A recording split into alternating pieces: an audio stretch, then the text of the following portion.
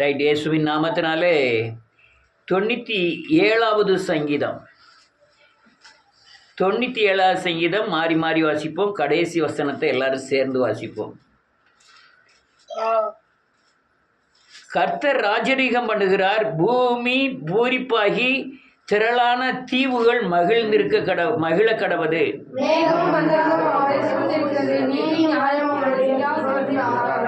அக்னி அவருக்கு முன் சென்று சுற்றிலும் இருக்கிற அவருடைய சத்துருக்களை சுட்டரிக்கிறது.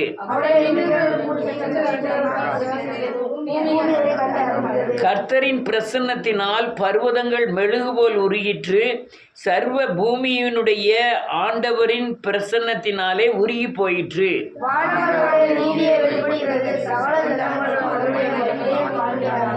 சொருபங்களை வணங்கி விக்கிரகங்களை பற்றி பெருமை பாராட்டுகிற யாவரும் வெட்கப்பட்டு போவார்களாக. தேவர்களே, நீங்கள் எல்லோரும் அவரை தொழுது கொள்ளுங்கள்.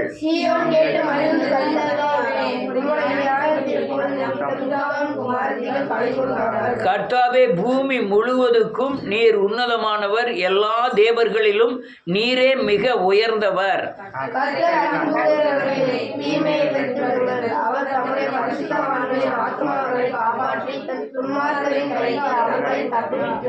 நீதிமானுக்காக வெளிச்சமும் செம்மையான இருதயத்திற்காக மகிழ்ச்சியும் விதைக்கப்பட்டிருக்கிறது.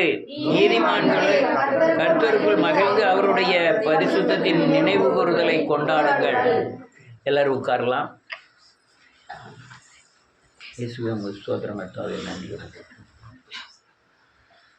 கர்த்தர் ராஜரீகம் பண்ணுகிறார்னு வேதம் சொல்லுது. ராஜரீகம்னா என்ன அர்த்தம்னா ஆட்சி செய்தல், அரசாளுதல், திறமையாக ஆட்சி செய்தல் அப்படின்னு அர்த்தம். பூமியை ராஜ்யரீகம் பண்ணுகிறார், பூமியை ஆட்சி செய்கிறார்னு அர்த்தம். நன்றியோடு கூட துதிக்கிறேன். இந்த யாக்கோப்பின் மகா தீனாள் இந்த சீகோம் தேசத்தில் கெட்டு போனோன்னா அந்த ராஜா அவளை திருமணம் செய்யறதுக்கு கேட்பான். அப்போ உங்களுக்கு உங்கள் தெய்வத்தை காமிங்க, நான் பார்க்கணுன்ட்டு யாக்கோப்பிட்ட சொல்லுவான். யாக்கோப்பு உடனே சொல்லுவான், எங்களுக்கு ஒரே தெய்வம் தான், அவருக்கு பார்க்க முடியாது, அவர் உருவம் இல்லாதவர் அப்படிமா. உடனே அவங்க சொல்லுவான், உருவம் ஒரே தெய்வமா? ஒரே தெய்வன் எல்லா தேவைகளையும் எப்படி சந்திக்க முடியும் அப்படின்னு கேட்பான். இங்கே எப்படின்னா படைப்புக்கு ஒரு தேவன், கணக்கெழுதுக்கு ஒரு தேவன். இப்போ சித்திரபுத்திரன் நைனார், உங்கள் சீட்டை அழிக்கிறதுக்கு ஒரு தேவன், உங்களுக்கு படிப்பை கொடுக்கறதுக்கு ஒரு தேவன், உங்களுக்கு செல்வத்தை கொடுக்க ஒரு தேவன், மூலவியாதியை கொண்டு வர்ற தேவன், அதை அழிக்கக்கூடிய தேவன் அப்படின்னு பல தெய்வங்கள். எங்கே பார்த்தாலும் ஒரு இந்த நான் விக்கிரக கோயிலில் போய் எத்தனையோ கோயில் போயிருக்கேன். திருச்செந்தூரில் இருந்து பெரிய கோயிலேருந்து ஏகப்பட்ட கோயிலுக்கு போயிருக்கேன் 30 வயசு வரையும். ஆனால் எதிர்த்தால இருக்கிற தெய்வம் என்ன சிலைன்னு எனக்கு தெரியாது, அது தன்மை என்னன்னு தெரியாது, அது எங்கே பிறந்தது, எங்கே உருவானது, அது என்ன கிரியை செய்யும், எதுவுமே தெரியாது. இல்லையா? அங்கே போய் நானும் போய் நின்று கும்பிட்டுருக்கேன். என்ன சாமின்னு யாரும் என்கிட்ட கேட்டாங்கன்னா மேலே எழுதியிருப்பாங்க, இந்த சாமின்னு எழுதியிருப்பாங்கன்னு போய் பாருங்க. ஆனால் அந்த சாமியை பேரை பார்த்துட்டு ஓஹோ இந்த சாமியை தான் நம்ம கும்பிட்டுட்டு இருக்கோமோன்னு அப்போ நினைத்தேன். ஆனால் அந்த சாமியின் தன்மை என்ன, அந்த சாமி என்ன செய்யும், நான் கும்பிடுறதுனால என்ன பலன், அதெல்லாம் நான் யோசிக்கவே இல்லை. இல்லையா? யோசிக்கவே இல்லை. நான் அந்த இவர் யார் பரம்பாசர் விருதர் இருக்கும்போது இந்த பெட்ரோல் பல்க்கு பின்னால் சண்முகா நகரா அதில் போய் ஒரு ஆளை பார்க்கணும் வாங்கன்ட்டார். நானும் காலையில் எந்திரிச்சு புறப்பட்டு ஜோம் பண்ணி பைபிள்லாம் எடுத்துக்கிட்டு போயிட்டேன். அங்கே அவங்க சண்முகா நகருக்கு எடுத்த இப்போ கார்லாம் ரொம்ப கடைகள்லாம் நிறைய வந்துட்டு, அப்போ கடையெல்லாம் கிடையாது. நாங்கள் ஒரு குத்துக்கல் இருந்து குத்துக்கல்லில் போய் உட்காந்துக்கிட்டு இருக்கேன். இவர் பரணபாஸ் விருதர் வரட்டும்னு. அங்கேருந்து ஒரு 3-4 பேர் வந்தாங்க. விறுவிறுன்னு ஐயா உங்களை சொல்லலை, யாரும் எந்திரிச்சு போறிய விருன்னு வந்தாங்க. பிரதர் கொஞ்சம் எந்திரிச்சுக்கிடுங்க அப்படின்னாங்க. டக்குன்னு மம்பட்டி வச்சு டாக்டர் கட்டுக்கிறதுக்குன்னு செருக்குனாங்க. ஒருத்தர் குடத்துல போய் ஒரு பொம்பளையால் தண்ணி கொண்டு வந்தது, சாணியை கரைச்சாங்க, அங்கே தொளிச்சாங்க, இலையை பிரிச்சாங்க, பத்தியை பொறுத்து வச்சாங்க. பழத்தில் உடனே ஒருத்தன் கொட்டுக்காரன் வந்தான், டான் டான் டான்னு அடிக்க ஆரம்பிச்சாங்க. நாம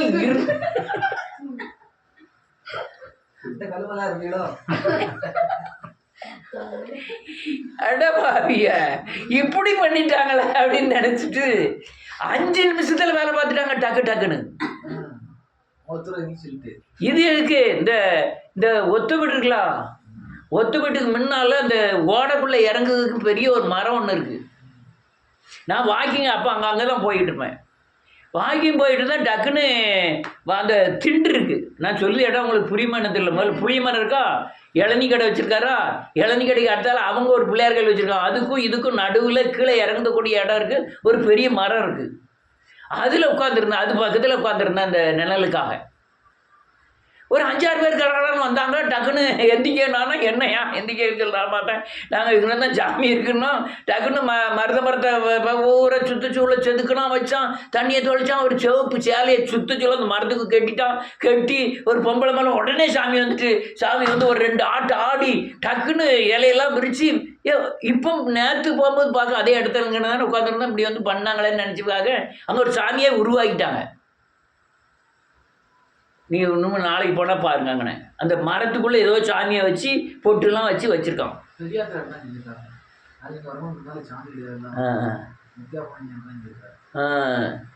இப்படி அலலியா இந்த எண்ணத்தை செய்கிறது அது தன்மை என்ன, நான் ஏன் பின்பற்றுறதுனால எனக்கு கிடைக்கிற லாபம் என்ன, எனக்கு பாதுகாக்குமா, அது அதோடைய ஆயுசு காலம் என்ன, அது எப்போ இது பண்ணினாருன்னு எனக்கு தெரியவே செய்யாது. அப்படி தான் கும்பிட்டுக்கிட்டு இருந்தோம். ஆனால் நன்றியோடு கூட துதிக்கிற நம்ம வீட்டை நம்ம நிர்வாகம் பண்ணுறதே ரொம்ப பெரிய சங்கடமாக இருக்கு. ஐ மீன் ஆண்களோட பிரச்சனை பெருசா, பெண்களோட பிரச்சனை பெருசா?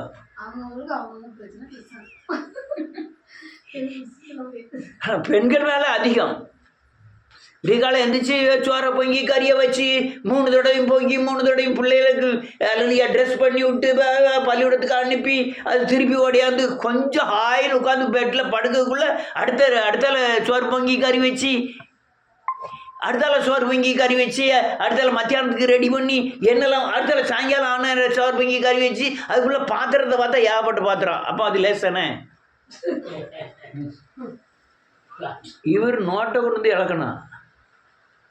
யாரு வெளியே போயிருக்கவர் அவர் எங்க என்ன பாடுபடுத்தாருன்னு அவருக்கு தான்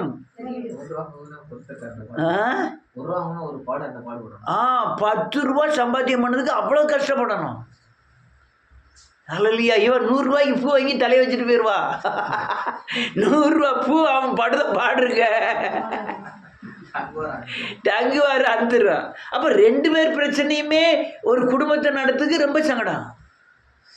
இதை விட ஒரு பெரிய கொடுமை என்ன தெரியுமா? 5 பேர் அண்ணன் தம்பி இருப்பாங்க, 5 பேர் மனைவி இருப்பாங்க, 5 பேர் பிள்ளை இருக்கும், ஒரே வீட்டில் இருப்பாங்க. அங்கே ஒரு பெருசு 2 இருக்கும். அதுதான் அவ்வளோத்தையும் நிர்வாகம் பண்ணி, ஆடு மாடுகளை நிர்வாகம் பண்ணி, வயக்காட்டுகளை நிர்வாகம் பண்ணி, அங்கே வேலை பார்க்குறவங்க 10-15 பேர் வேறு பார்ப்பாங்க. அவங்கள நிர்வாகம் பண்ணி அந்த 2 வயசாலையும் பண்ணிகிட்டு இருக்கும். ஆனால் மருமகமாரெலாம் உட்காருவாங்க, எந்தினா எந்திப்பாங்க. அப்படி இருந்தாங்க ஒரு காலத்தில். ஒரே அரண்மனை மாதிரி வீடு, ஒரே வாசல், நடுவில் சுத்தச்சூல ஒவ்வொரு ரூம் கட்டியிருக்கோம். நடுவில் தான் இந்த பாத்திரம் தைக்கலாம் ஒரு இடம் கிடக்கும், வானொலி இருக்கும். இங்கே பாத்திரம் தைச்சி தண்ணி பூரா வெளியே போயிடும். ஆனால் அந்த தனித்தனி ரூம் இருக்கும். குளிக்கிறதுக்கெல்லாம் தனியெல்லாம் ரூம் கிடையாது. அங்கே ஒரு ஓலை குடிசை இருக்கும், அதில் தான் போய் குளிக்கணும் வைக்கணும். இல்லைன்னா வாய்க்காங்கரை ஓடை கிட அதில் தான் போய் குளிக்கணும். அந்த நிர்வாகம் பூரா பண்ணார் ஒரு மனுஷன். ஒரு ஒரு ஊரை நிர்வாகம் பண்ண பார்த்துருக்கீங்களா? நீங்கள் ஊர்க்காரனாக இருந்து பாருங்க, ஊர் தலைவராய். நான் ஊரில் பொறுப்பெடுத்திருக்கேன். என்ன தவறு பண்ணாலும் சின்ன பையன் வந்து நம்மளை கேள்வி காப்பாயோ என்னச்சுடா அந்த ரூபா என்னாச்சு, இந்த ரூபா என்னாச்சு. டவுனில் போய் கும்பகாரியை போய் அமர்த்ததுக்கு போகிறதுக்கு அவளுக்கு 900 ரூபா தான். நாங்கள் 1200 ரூபா கணக்கு எழுதுவோம். 300 ரூபா, அப்போ 300 ரூபானா 3000 மாதிரி. 900 தான். 3 நாள் ஆடுறதுக்கு 900 ரூபா. நாங்கள் பேசி முடிச்சு 900 ரூபாய்க்கு பேசி முடிச்சிருந்தது. நாங்கள் கணக்கு எழுது 1200 ரூபா. அந்த 300 ரூபாய் கொண்டு வந்து தண்ணி கிண்ணி அடித்து அது ஜாலி பண்ணிடுறது. அல்லேலூயா. இந்த ஊரை நிர்வாகம் பண்ணால் ஒரு இப்போ பிரதமர் இருக்கார். பிரதமர் வந்து அமித்ஷாட்ட வேலை பார்க்காரு. பிரதமர் வேலை பார்க்காரு. ஒரு பிரச்சனையும் கிடையாது அவருக்கு. மற்றதெல்லாம் அவங்க பார்த்துருவாங்க. மந்திரி கிந்திரிலாம் போட்டிருக்கு, அவர் பார்த்துருவாரு. இவர் அப்படியே டூர் போயிட்டே வந்துக்கிட்டு இருக்க வேண்டியதான் வேலை. ஒரு பிரதமருடைய நிர்வாகம் வந்து ஒரு தேசத்தை கட்டி காக்கக்கூடிய நிர்வாகம். ஏன்னா பிரஸ் மீட்டிங்கே கிடையாது. இவன் லேசாக ஸ்டாலின் வெளியே வரதுக்குள்ள எல்லா செய்தியாளர் போய் மைக்கை நீட்டி ஐயா நீங்கள் என்ன செய்ய என்ன ஏதுன்னு கேட்கலாம். அதே மாதிரிலாம் பிரதமர்கள்லாம் கிட்டே போக முடியாது. ப்ரெஸ் மீட்டிங் கொடுக்கணும், ஆனால் கொடுக்குறதே கிடையாது. ஒரு நிர்வாகம் பண்ணணும். இந்த மணிப்பூரில் இவ்வளோ பெரிய பிரச்சனை வந்துட்டு அதுக்கு என்ன செய்ய என்ன ஏதுன்னு கேட்டு இவங்க போய் அதெல்லாம் கிடையாது. அல்லேலூயா. அப்போ ஒரு தேசத்தை நிர்வாகம் பண்ணணும், ஒரு ஊருக்கு நிர்வாகம் பண்ணணும், ஒரு வீட்டை நிர்வாகம் பண்ணணும்னா எவ்வளோ பெரிய பிரச்சனை இருக்கு. ஆனால் தேவன் எதை நிர்வாகம் பண்ணுறார் தெரியுமா? இந்த உலகத்தை முழுவதும் நிர்வாகம் பண்ணுகிறார். அல்லேலூயா. உலகம் முழுவதுக்கும் நீங்க போன வருஷத்துல போன மாசம் 11ஆம் தேதி சாயங்காலம் போல என்ன தப்பு பண்ணேன்னு கேட்டா அவர் கரெக்டா சொல்லுவார். யாரு?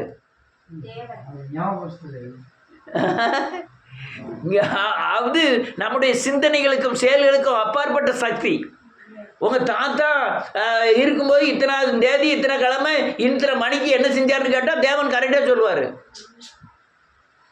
நீங்க முந்தானத்து சாயங்காலம் ராத்திரி சாயங்காலம் என்ன சாப்பாடு சாப்பிட்டீங்க? முந்தானத்து சாயங்காலம் என்ன சாப்பாடு சாப்பிட்டீங்க? ராத்திரி வீரங்கடையில சாப்பாடு என்னது மறந்து போவோம். ஆனா இது எது சக்தி? இந்த ஆளுகை சக்திகளுக்கு எல்லாம் அப்பாற்பட்ட ஒரு சக்தி தான் தேவன். அல்லேலூயா. அவர் அளவிட முடியாத அறிவுடையவர். அவருடைய ஞானங்களுக்கு அளவில்லை. மனலந்தனையான ஞானம் என்று சொல்லுது வேதம். அவர் அறிவில் சிறந்தவர். அவர் தான் நம்ம அந்த உலகத்தை பூரா உண்டாக்கி ஒரு மனுஷனை படைத்து அவன் கையில கொடுத்து இதை பூரா ஆண்டுக்கோ உங்களுக்கு நான் அதிகாரம் தந்திருக்கேன்னு சொல்லி தன்னுடைய சாயலை அவன் மேல வச்சு தன்னுடைய அபிஷேகத்தை அவன் மேல வச்சு அவனுக்கு கொடுத்து ராஜரீகம் பண்ண வைத்தான்.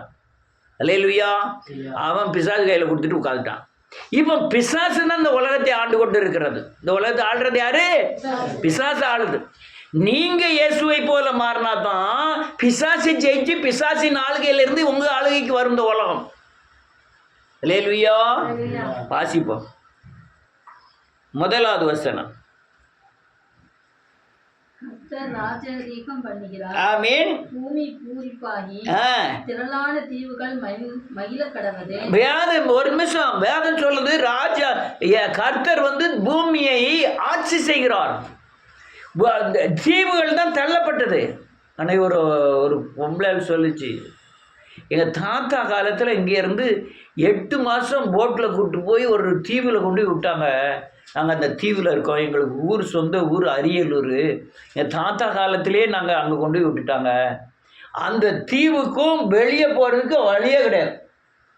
நீங்கள் தண்ணிக்குள்ளே போனோம்னா அங்கே கில்லர் பிஸ்ன்னு இருக்குது, அவ்வளவும் அவங்கள தின்றுடும். அந்த தீவில் தான் சாப்பிடணும், அந்த தீவில் தான் இருக்கணும், அந்த தீவுக்குள்ளே தான் இருக்கணும். இதே மாதிரி ஒரு தீவு இல்லை, ஏகப்பட்ட தீவு.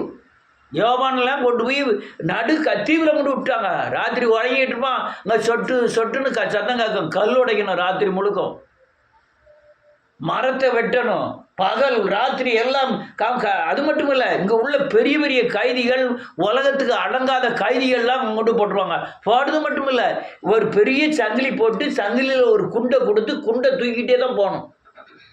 ஏன்? ஐயோ பாவம், அவங்கள கொண்டு அப்படி போட்டுருவாங்க. ஒரு பெரிய சங்கிலியை காலில் மாட்டி அந்த சங்கிலி முனியில் வரியே குண்டு இருக்கும். அவன் எங்கே போனாலும் அந்த குண்டை தூக்கிட்டு தான் போகணும். ராவும் பகலும் வேலை செஞ்சுக்கிட்டே தான் இருக்கணும். யோவானை கொண்டு போய் அங்கே வேண்டு அடைச்சிட்டாங்க பத்மோ தீவில். அந்த தீவில் அந்தமான் தீவு என்ன, இங்கே உள்ள கைதிகள்லாம் பூரங்குடைய அடைச்ச இடம் தான் அந்தமான். இதே மாதிரி பல தீவுகள், தேசத்துக்குள்ள இருக்கிற கைதிகள் எங்கேயும் தப்பி பெறக்கூடாதுன்ட்டு கொண்டு போய் அடைச்சது தான் அந்தமான். ரஷ்யாவில் அமெரிக்காலெல்லாம் இப்படி தீவுகளில் பெரிய பெரிய சிறைகளை வச்சிருக்கிறாங்க. மக்களே உள்ளே போய் பார்க்கவே முடியாது. அவன் உள்ளே போயிட்டானா அவன் ஆயுசு முடிஞ்சுது. அன்னைக்கு இஸ்ரேல் ஜனங்களை பாலஸ்தீனத்தில் வச்சிருக்கான். ஒரு கைதியை காமிச்சான், ஒரு ஓடை மாதிரி இடம், அதுக்குள்ளே அவன் சாதுக்குண்டான குழியை தோண்டிக்கிட்டு இருக்கான். அவன் சொல்கிறான், நான் சாப்பிட்டு நாளாச்சு, எனக்கு 25 வயசு ஆகுது, நான் இப்படி வந்த காரணம் எனக்கு சாப்பாடே இவங்க கொடுக்க மாட்டேங்காங்க. ஒரு சின்ன கோடி மாதிரி இருக்குது, அதுக்குள்ளே தான் அடைச்சி போட்டிருக்கான்.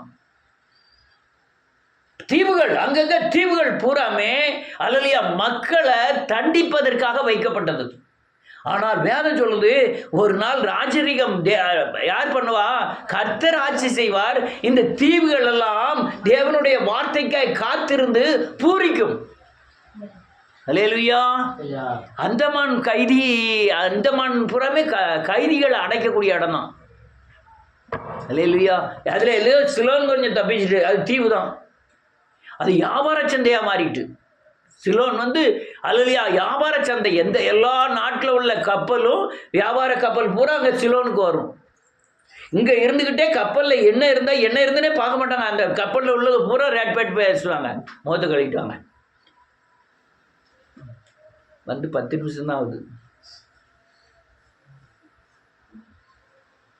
அல்லேலூயா. போய் அல்லேலூயா நன்றியோடு கூட துதிக்கிறேன் இயேசுவின் நாமத்தினாலே. அது வியாபார ஸ்தாலமாயிட்டு. அந்த நேரத்தில் அந்த வியாபாரம் பண்ணலைன்னா அதுவும் அந்த கைதிகள் அடைக்கக்கூடிய தீவாக தான் இருந்திருக்கும். 14 கிலோமீட்டர் தான் அங்கே இருந்து, ராமேஸ்வரத்தில் இருந்து நீந்தியே போயிடுவாங்க. எத்தனையோ கைதிகள் நீந்தி வந்துட்டாங்க. அல்லேலூயா. இந்த தீவுகள் எல்லாம் இவருடைய வார்த்தைக்காய் காத்திருக்கும்னு ஏசாயாவில் எழுதியிருக்கு. இந்த தீவுகள் எல்லாம் மகிழ்ந்து களி கூறும். அடுத்தால என்ன எழுதியிருக்கு? மேகமும் அந்தாரமும் அவரை சூழ்ந்திருக்கிறது. ஆமென். நீதியும் நியாயமும் அவருடைய சிங்காசனத்தின் ஆதாரம். அவர் எப்பவுமே சிங்காசனத்தில் வீற்றிருக்கார். சிங்காரம் மகிமையினால நிறைந்திருக்கிறது. அவர் நீதியும் நியாயமும் அவர் சிங்காசனத்தில் இருக்கிறதுனால அவர் மகிமையினால் நிறைந்திருக்கிறார். அல்லேலூயா. அவர் நீங்க நீதி நியாயத்தில் நடந்தீங்கன்னா உங்களையும் மகிமை நிரப்பும். நீங்க நீதி நியாயம் இல்லாம போகும்போது மகிமை உங்களை விட்டு தூர போயிடும். நீதி நியாயம்தான் அவர் சிங்காசனத்தின் ஆதாரம். ஆதாரம்னா என்ன அர்த்தம்? அடையாளம். அவர் நீதியில தவறவே மாட்டார். அவர் கொஞ்சம் வேணும் அவர்கிட்ட என்ன இல்லையா? இருள் இல்லை. அவர் பிரகாசிக்கிற விளக்காய் இருக்கிறார், ஒளியாய் இருக்கிறார். அவர் சிங்காசனத்தில் இருந்துகிட்டு இந்த உலகம் முழுவதும் ஆட்சி செய்கிறார். வேதம் என்ன சொல்ல தெரியுமா? பூமி எங்கும் அவருடைய கண்கள். அது யார்கிட்டதான்? உத்தம இருதயம் உண்டோ என்று அவருடைய கண்கள் பூமி எங்கும் உலாவுகிறது. பூமியில பூரா எதை பார்க்கிறாரு? அல்லேலூயா. கொசுவை பார்க்கிறாரு. கொசுக்குள்ள இருதயத்தை பார்க்கிறாரு. கல்லுக்குள்ள தேரைக்கு உணவளிக்கிறார். அல்லேலூயா. கல்லுக்குள்ள இருக்கிற தேரைக்கு உணவளிக்கிறார். யார்? ஹெச் ராஜா ஒரு பேட்டி கொடுக்குறார் செய்தியாளர்கிட்ட. மிஷினரிலாம் இந்த நாட்டில் படிப்பை கொடுத்தான், அதை கொடுத்தான், இதை கொடுத்தான்னு சொல்கிறதெல்லாம் வெறும் புருடா, பொய் அப்படின்னு அவர் சொல்கிறான் ஹெச் ராஜா. அதை கேட்ட நிருபர் சொல்கிறான், அந்த ராமாயணம் மாதிரியா அப்படின்ட்டான். உடனே அவன், யூஆர் ஆன்டி கிறிஸ்து, நீ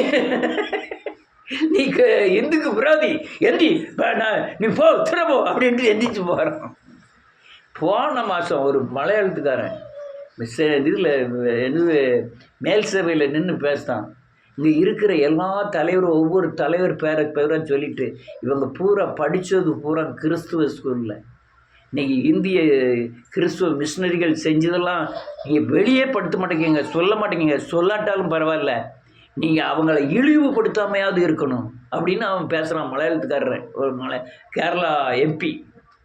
அல்லேலூயா. வரிசையாக சொன்னான்.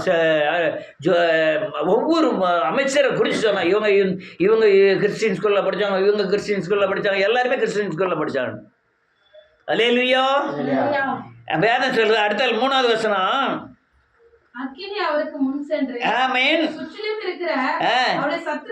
இந்த நீதி நியாயத்தினாலே உண்டார மகிமை அக்கினியை கொண்டு வந்து சத்துருக்களை எல்லாம் அழிக்கும். நல்லா கேட்டுடுங்க.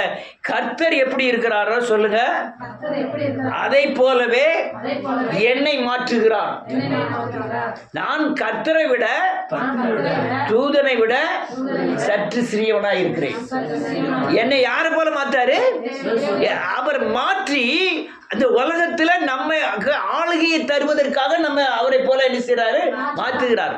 நம்மளும் நீதி நியாயம் செய்தால் சொல்லுங்க, அவர் மேல காணப்படும் மகிமை என் மேலும் காணப்படும். என் மேல காணப்படுகிற மகிமை அக்னியாய் புறப்பட்டு எனக்கு விரோதமாய் இருக்கிற சத்துருக்களை சுட்டரிக்கும். இப்படி சத்தியத்துல யாரு ஒத்துக்கிட போறாங்க? இப்ப நான் உங்ககிட்ட தான் சொல்ல முடியும், நான் வெளியெல்லாம் யார்ட்டையும் போய் இந்த சத்தியத்தெல்லாம் சொல்ல முடியாது. சொன்னா புரியதுக்கு உண்டான பலன் இல்லை இது. ஆனா இது சத்தியம். அடுத்த தண்ணி எழுதிருக்கு, அடுத்த வசனம்.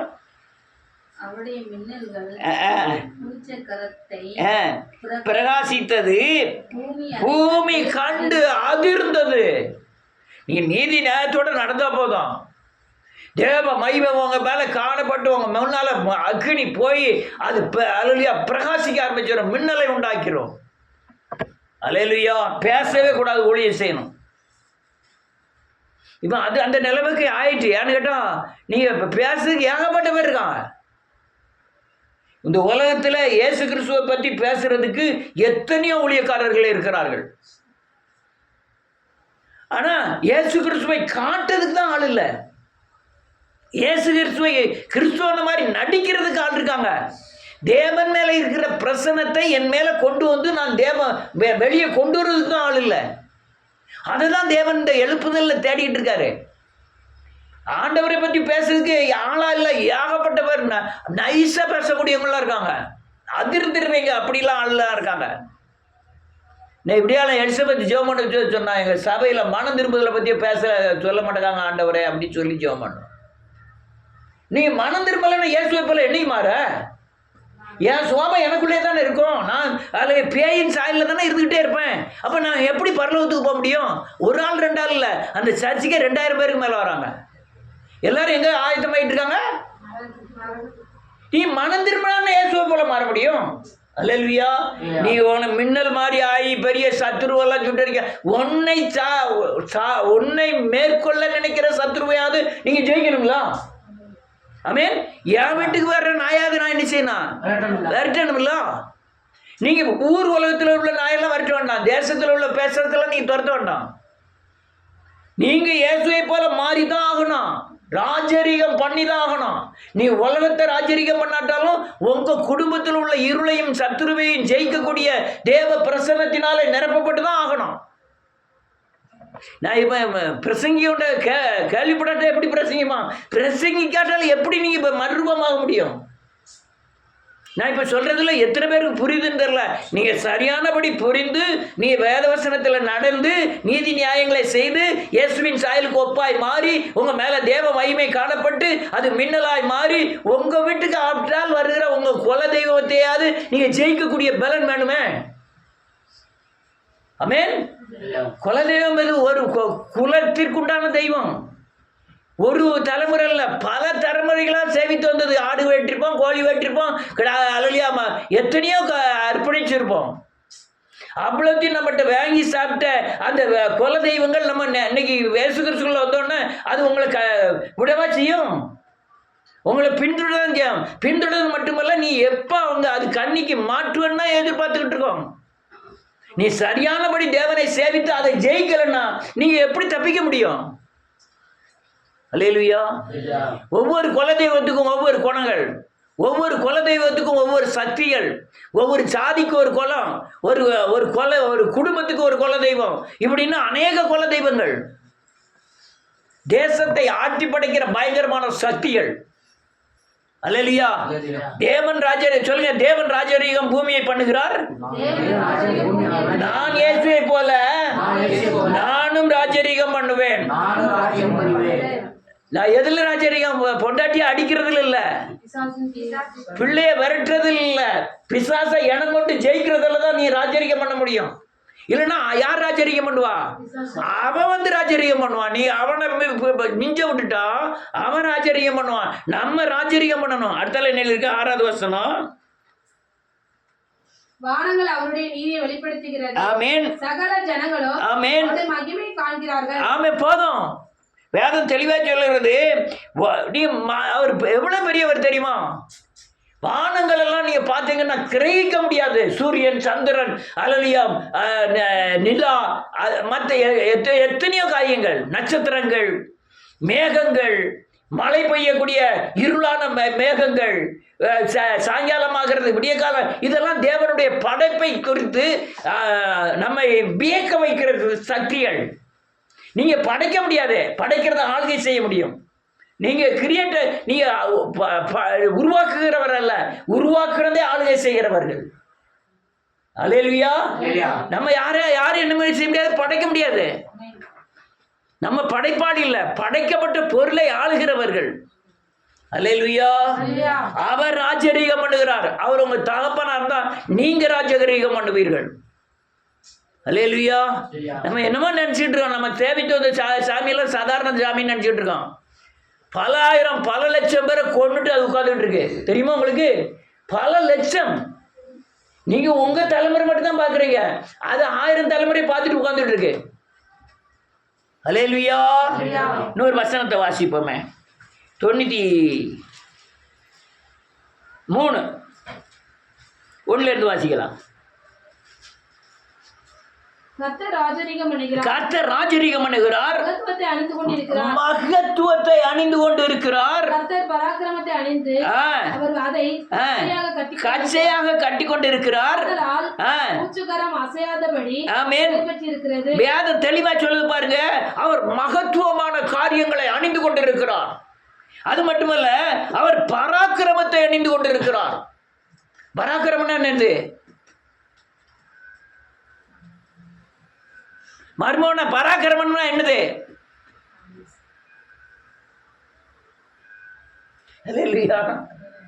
பராக்கிரமம்னா வீரம்,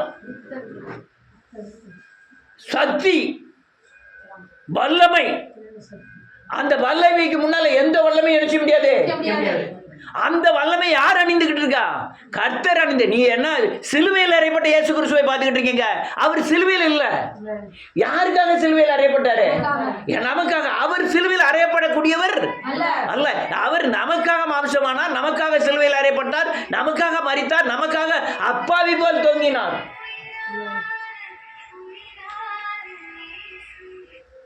அல்லேலூயா. நம்மை போல மனுஷனானார், மாம்ச சாயலானார். சாயலாகி அவர் இல்ல தேவன். அவர் ரூபம் அதுவும் இல்லை. மரியாலே உனக்கு எனக்கும் என்னன்ட்டாரு. மரியா தாயை பார்த்து சொல்றாரு. அர்த்தம் என்னன்னா, தாயத்தினே உலகத்தின் அடிப்படையில் தாய். நான் தாயின்ட்டு வரல. அல்லேலூயா. அழகா சொன்னார். தேவனுடைய சித்தத்தின்படி செய்கிறவனே எனக்கு தாயும் தகப்பனுமா இருப்பாருங்க. நான் அந்த இதுக்காக வரவே இல்லை. அண்ணன் தம்பியோட வாழணும், கல்யாணம் முடிக்கணும், பிள்ளைகள் பெறணும், நம்ம சந்ததி, அதுக்கெல்லாம் தேவன் வரல. இயேசு மாம்ச சாயலானார். அவர் தான், அவர் தேவன். அல்லேலூயா. அவர் மகத்துவத்தை அணிந்து கொண்டிருக்கிறார். அவர் வார்த்தையினாலே சகலதையும் உண்டானது. வார்த்தையினாலே எதையும் போய் அவர் அல்லேலூயா காணப்படுகிறவைகளால செய்யல. காணப்படாத உலகத்தை தேவ வார்த்தையினாலே, காணப்படாத உலகத்தை அவர் கிரிய அல்லேலூயா வார்த்தையினாலே நிறுவினார். அவர் வசனத்தினாலே எல்லாவற்றையும் தாங்கி கொண்டிருக்கிறார். ஆமென். சூரியன் உதிக்க கடவுது என்று சொன்னார். அது என்னது? உதித்தது. அது வசனத்தினால் தாங்கிட்டு இருக்கு. வார்த்தையினால எல்லாத்தையும் உண்டாக்கினார். அது மகத்துவம், தேவனுடைய மகத்துவம். அல்லேலூயா. நீங்க அல்லேலூயா பேசணும்லாம் வேண்டாம். நீங்க அநீதி செஞ்சால் அநீதி, நீதி செய்தால் நீதி. நீ நல்ல நடந்தீங்கன்னா பாதுகாப்பு, நல்ல நடக்கலன்னா பாதுகாப்பு கிடையாது. இதுக்கெல்லாம் அவர் பேசணுங்கிற அவசியம். இது சட்டம். இது என்னது? சட்டம். அது நீதி. அவர் நீதியில நியாயத்தோடு நடப்பார். இதெல்லாம் முதல்ல சட்டத்தை எழுதி வச்சிருக்கிறார், அதை நியமித்து வச்சிருக்கிறார்.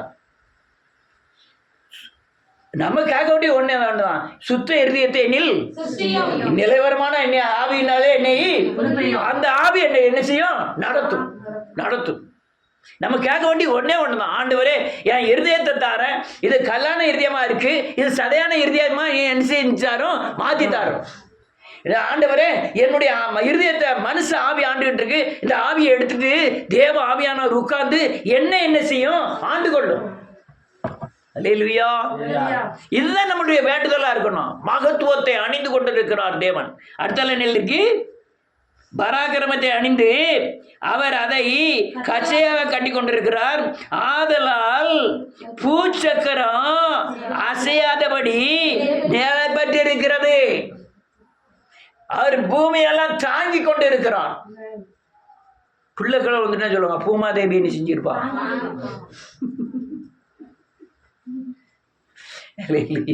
இந்த சின்ன பிள்ளை பிறந்தோடனே கையில் எடுத்து பார்த்தேன், இவ்வளோதான் இருக்கு. இல்லையா என் மண்டெல்லாம் லொலுக்குங்க.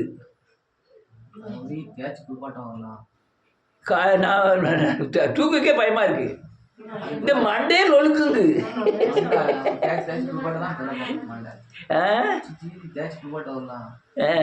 அந்த ஓடு அதுக்கப்புறம் தான் வருது. ரொம்ப நைஸா இருக்கு. அது இந்த இடத்துல டிக்கெட் அடிக்கிறதெல்லாம் தெரியுது. அல்லேலூயா.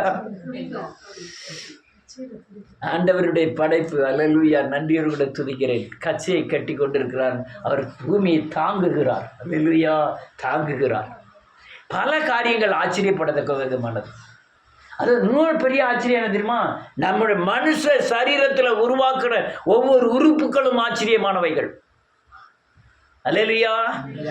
தாயின் கருவிலே பிள்ளைகள் உருவாகிற சக்தியை நீ அறிவாயோ? அதெல்லாம் எவ்வளவு பெரிய ஆச்சரியமானது. பேரனுக்கு அதுக்குள்ள கருன்னு முடியிருக்கு. என் தாத்தாக்காவது வெள்ளை வெள்ளையா ஆகுது. பேரனுக்கு பார்க்க கத்த மாதிரி முடி இருக்கு. என்னம்மா முடி வெட்டி விட போறியா? நான் இப்பவுமே கொஞ்சம் கொஞ்சமா வெட்டி விடணும்க்கா. அல்லேலூயா. கண்ணை உருவாக்கி, காதை உருவாக்கி, யாரு? அம்மாவை உருவாக்குனா. இருதயத்தை உருவாக்கி, அந்த நுரையீரலை உருவாக்கி, குடல்களை உருவாக்கி, நரம்புங்க இருந்து இழுத்தா பாம்பே வரையும் போகுமா ஒரு மனுஷனுடைய நரம்பு. அவ்வளவு நரம்புகளையும் ஒன்றோடு ஒன்று இசைத்து, ஒன்றோடு ஒன்று கட்டி, அந்த ரத்தத்தை உள்ள விட்டோம்னா எல்லா இடத்துக்கும் போக, எல்லா உறுப்புகளும் அந்த ரத்தம் அந்த சத்துக்களை கொண்டு போய் சேர்க்க. அல்லது எவ்வளவு பெரிய ஞானங்கள். நான் இப்போ இங்க இருந்து பேசுறேன், உங்க காத்துக்குள்ள வந்து ஏதாவது உயர் இருக்குமா செய்யுது? காதுல கண்ணீர் கண்ணீர் கண்ணீர் அடிக்கு. நான் ஏதாவது ஒரு கடிதமா ஒரு வார்த்தை வந்து மூஞ்செல்லாம் மாறுது. ஏன் மாறுது? அந்த காதுக்குள்ள ஒண்ணுமே இல்லை, போய்கிட்டு இருக்கு. ஆமென். என்ன கருப்பட்டியை தைக்கும் போது மிளகா தைக்கும் போது அப்படிங்க எனது நாக்கில் வச்சிருக்காரு கர்த்தர். எங்கேயோ உள்ளத பார்க்கிறோம். எங்க வானத்தை இருக்கிற நட்சத்திரம் எவ்வளவு பெருசா எங்க இருக்கு, அங்க உள்ள இருக்கிற நட்சத்திரத்தை பார்க்கிறோம். எவ்வளவு அதிசயமானது. யார் உண்டாக்கினா? இதெல்லாம் தேவனுடைய மகத்துவத்தை வெளிப்படுத்துகிறதுன்னு வேதம் சொல்லுகிறது. அல்லேலூயா. மகத்துவத்தை வெளிப்படுத்துகிறது. பூமி சுத்துதுங்க. எங்கேயா சுத்துது? பூமி அப்படியே தான் இருக்கு.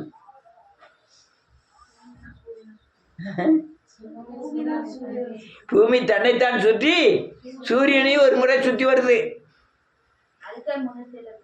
அதுக்கே 365 நாட்கள் ஆகுது. தன்னைத்தான் சுற்றி பூமி தன்னைத்தான் சுற்றி சூரியனும் ஒரு தடவை சுற்றி வர்றதுக்கு.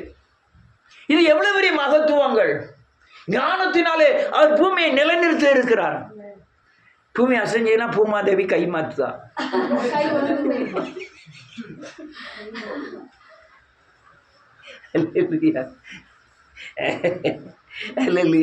எவ்வளவு இதெல்லாம் இன்னொன்னு சொல்லு. இதுக்கு மேல நம்ம கிரகிக்க முடியாது. ஒரு ஆளு ஒரு பாய் ரொம்ப ஃப்ரெண்டு, 10-20 வருஷமா அவருக்கு ஃப்ரெண்டு இறந்து போயிட்டார். நான் இயேசு பற்றி சொல்லுவோம், அவர் அல்லாவை பற்றி பேசிகிட்டு இருப்பார். இங்கேருந்து வாங்க பூரா உலகத்து பூராமே ஒரே நேரத்தில் வாங்க சொல்கிறாங்க. நான் சொன்னேன் நல்லா சொல்லலையா அப்படின்னேன். இங்கே அங்கே இடைக்காலில் இருக்கிற பள்ளிவாசலில் சொல்லக்கூடிய நேரம் வேறு, இப்போ நம்ம மார்த்தாண்டவரத்தில் இருக்கிற பள்ளிவாசலில் சொல்லக்கூடிய நேரம் வேறு.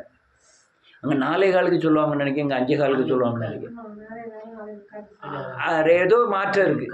ரைட். உலகம் பூரா வாங்க சொல்றது நேரம் அல்லாஹ்விட்ட போய் நிற்க. அந்த சத்தம் ஒரே நேரத்தில் கூப்பிடுறதுனால இங்க வாங்க அப்படிலாம் போவாது. ஊடையில் காற்றே இல்லாத இடம் இருக்குது. அங்கே ஒரு கல்லை போட்டாலும் அங்கே கல் அங்கே தான் நிற்கும், தவிர அந்த இடத்துல தான் நிற்கும், கீழே வந்து விழாது. ஏகப்பட்ட சேட்டலைட்டு அந்த அந்த காற்று இல்லாத மண்டலத்திலாம் நின்றுட்டு இருக்கு. இங்கே நம்ம காற்று இருக்கிறதுனால கல்லை மேலே போட்டு அடிச்சுது கீழே வருது, அங்கெல்லாம் கல்லுலாம் வராது, அப்படிலாம் போகாது. ஆனால் நான் அந்தரங்கத்தில் வீட்டுக்குள்ளே கதவை அடைச்சிட்டு ஜெபம் பண்ணேன்னா அது போகுது. போகுதா இல்லையா? எந்த காற்று அடைச்சாலும் சரி, காற்று அடைக்காட்டாலும் சரி, எங்கே போகுது? அங்கே கொண்டு போய் ஏன் சேர்க்குன்னா எனக்குன்னு ஒரு தேவதூதன் இருக்கிறாரு. நான் ஜெபம்லாம் எடுத்துட்டு போறதுக்கும் எடுத்து வர்றதுக்கும் தேவதூதன் இருக்காரு. என் சத்தத்தை கேட்கறதுக்கு தேவன் கவனமாக இருக்கிறார். என்னுடைய அல்லது இதனால என் சத்தம் இது உலகத்தை உண்டாக்குறது பார்க்கிறோம் ஒரு பயங்கரமான ஒரு சக்தி. எங்கேயோ நான் அழுறேன் என் குடும்பத்தை நினைச்சு, அவர் அங்கிருந்து என்ன செஞ்சிட்டு இருக்காரு, கேட்டுட்டு இருக்காரு. அது இந்த பூமியில நட்சத்திரங்களை சூரியனை உண்டாக்கினதை காட்டிலும் விசேஷமானது. அதை விட விசுவாசமானது நம்முடைய சரீரத்தை உருவாக்கின விதங்கள். அதான் வேதம் சொல்லுது, நீ விசித்திரமாய் செய்யப்பட்ட. ஆமென். அல்லேலூயா. ஒரு வசனத்தை வாசி மாட்டல். 2வது வசனம். உமது சிங்காசனம் ஆமென் பூர்வம் முதல் உறுதியானது. ஆமென். நீர் அனாதையாய் இருக்கிறீர். அனாதையா இருக்கிறங்கிற வேற. அனாதின்னா முடிவில்லாததுன்னு அர்த்தம். அனாதன்னா ஒருத்தரும் இல்லாதுன்னு அர்த்தம். அனாதின்னா முடிவில்லாதது. நதிகள் எழும்பின, இறைச்சலிட்டு எழும்பின, அலை திரண்டு எழும்பின. ஆமென். பார்க்கிலும் வல்லமையான அலைகளை பார்க்கிலும். ஆமென். எவ்வளவு நதிகள் எழும்புச்சு உங்க வாழ்க்கையில, என் வாழ்க்கையில. ஆனா எல்லாத்திலும் வல்லமை உள்ள தேவன் எல்லாவற்றையும் அடக்கினான். அல்லேலூயா. ஒவ்வொரு ஆளையும் கூப்பிட்டு கேட்டீங்கன்னா உங்க வீட்டுல வந்த பிரச்சனை ஒருத்தர் வீட்டுல வந்த பிரச்சனையை காட்டிலும் அந்த வீட்டு பிரச்சனை பெருசா இருக்கும், சகிக்க முடியாததா இருக்கும், ஒரு மனுஷனால தாங்க முடியாததா இருக்கும். யார் தாங்கினா? உன்னதத்தில் அவர் வல்லமை உள்ளவர். அதனால அலைகளை அடக்கினார், நதிகளை அடக்கினார். அல்லேலூயா. அடுத்த வசனம் என்ன சொல்லுது? ஆமென். உண்மை உள்ளவர்கள். ஆமென். பரிசுத்தமானது. ஆமென். நித்திய நாளாக உமது ஆலயத்தின் அலங்காரமாய் இருக்கிறது. இதெல்லாம் நான் என்னுடைய சாட்சி எல்லாமே தேவனுக்கு அலங்காரமாய் மாறுகிறது, அலங்காரமாய் மாறுகிறது. 30 வருஷத்துக்கு மேல ஓடிட்டு இருக்கேன், எதையும் நம்பாம. என்னை விட ஏகப்பட்ட சம்பாத்தியம் பண்ணவங்களாம் உண்டு. எனக்கு அது முக்கியம் கிடையாது. கொரோனா பீரியடு கல்யாணத்தை முடிச்சு காமிக்கணும், 10 பைசா இல்லாமல். பாப்பமே மகிமாக்கு மர்மம் எப்படி தான் பிடிக்காவுன்னு. 10 பைசா இல்லாம முடிக்கணும். ஒரு 10 பைசா வரதட்சணை கொடுக்கப்படாது.